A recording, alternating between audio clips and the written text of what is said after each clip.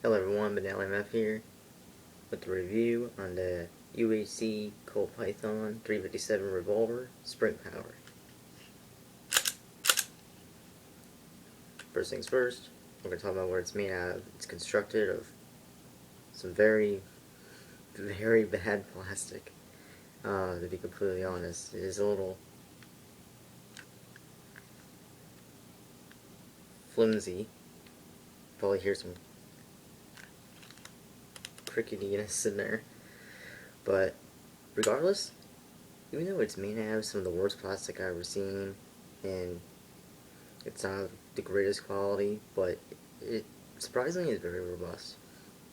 You can put this pistol in some pretty harsh situations, and it'll last pretty well. Moving on. My favorite part about this gun is the grips.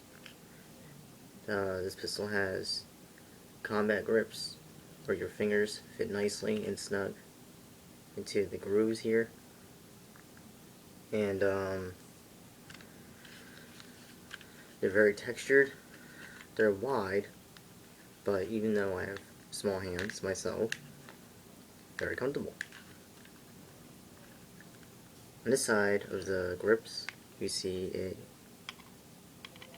false screw and the UHC logo, but as opposed to the other side is very plain, yet still very textured. I think they're supposed to simulate the rubberized grips on the real steels. They do look the part, but they don't feel like rubberized because they are plastic. But nevertheless, very comfortable. They did a good job on the grips.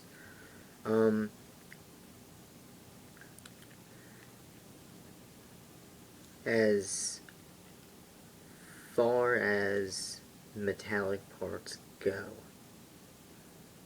it's like the opposite of the Mauser C96 or C712, if you will.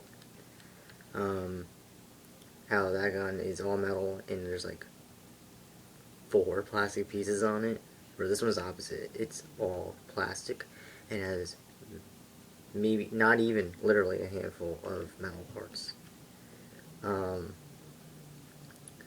First metallic part, of course, is the 6mm 6-inch inner barrel. The size of the inner barrel varies depending on what size revolver barrel you get. This is the, again, obviously, this 6-inch. It comes in 4, 6, and 10. 8. It's supposed to be coming out with a 10-inch. A little ridiculous in my opinion. Moving on. Going back to metal parts, the screws, the springs, the weights that are located here and back here, the metal hammer bar that's located in here that helps when you cock the hammer, it locks back the piston spring. Other metallic parts are the pins. There's one here and one up here. Like I said, even though it's made out of plastic, the interiors are made out of very cheap plastic. The pistol does hold up pretty well. Things are put together pretty tightly. So about the sights. The sights are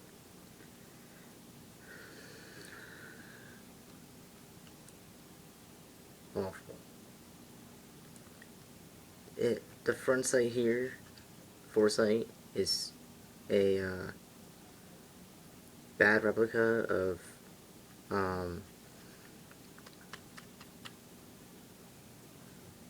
boy, I forgot the word.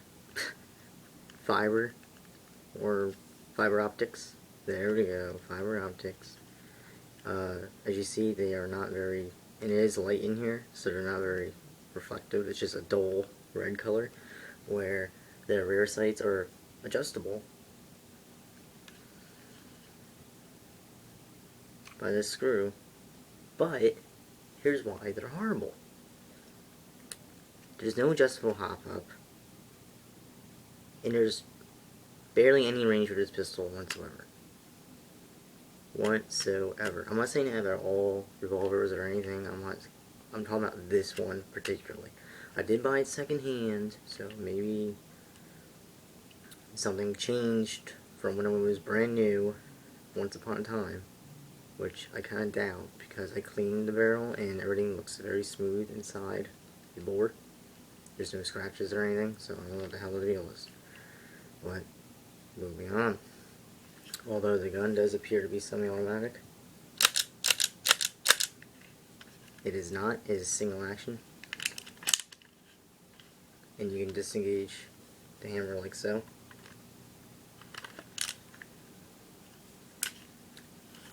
Another metallic part that I failed to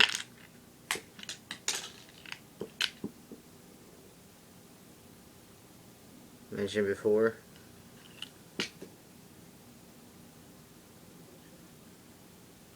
Is the plunger here, which clearly you do not need because they fall out on their own. Just a sad day for revolvers with this abomination. Because in the real steel, you need the plunger to take out the ejected shells, because when the shells are spent, they expand from the heat and from the pressure that you do need the plunger to eject them. Although this is Airsoft, they should have made the shells tighter so you would actually need them, but you don't. So if I were you, and by the way, you will be losing shells.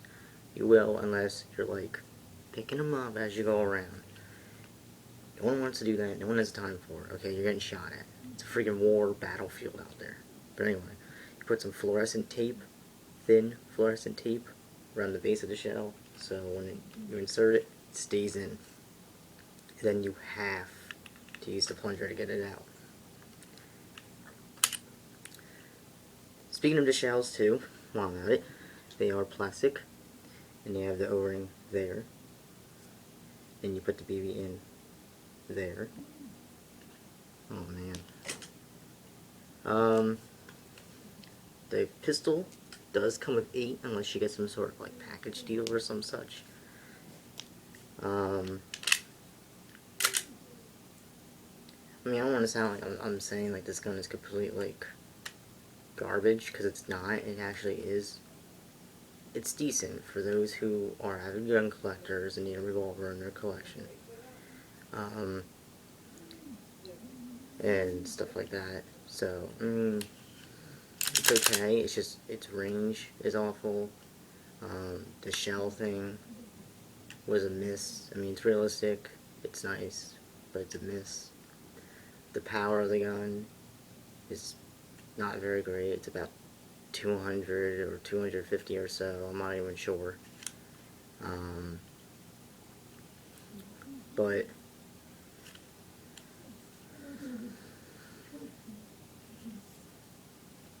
I don't really know what else to say about this gun, because if I say more, I might sound like I'm completely trash talking it, and I'm not trying to. It's just, it's a review. I'm trying to point out the good and bad. So I guess I'll go back to the good stuff. The good stuff is that it is fun to load. So you can practice loading your higher quality revolvers. This is not how I normally load this revolver. You do not want to slam shut the revolver, although it does work sometimes, as you just saw.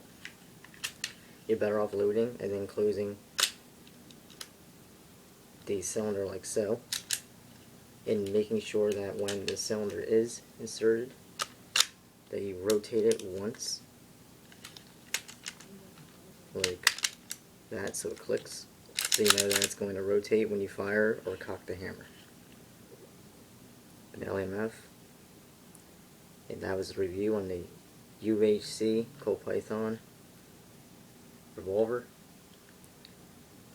and thank you very much for watching.